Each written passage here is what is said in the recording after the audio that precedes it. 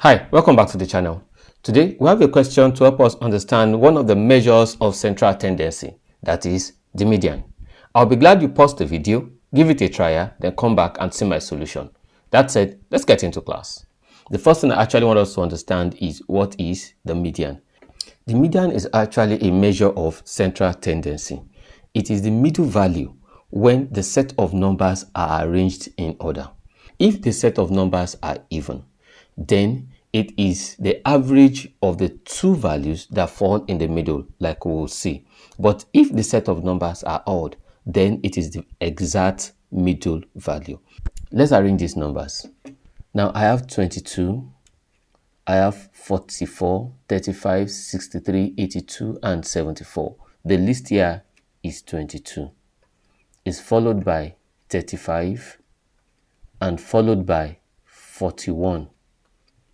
Then followed by 63, followed by 74, not 82. I'm making a mistake there, 74. And lastly, you have 82. So that this is 1, 2, 3, 4, 5, 6. So the middle here will be number 3 and number 4. So that this is 1, 2, and 3. 3 and 4 will give me the median.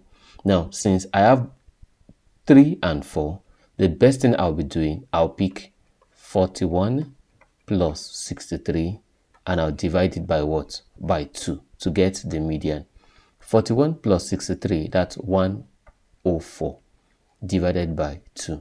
So my median will be the same thing as 52. That's simple. I hope you understand how I got the median. In case you have questions, please don't hesitate to use the comment section. I'll be there to respond to you. Thank you and see you in our next class.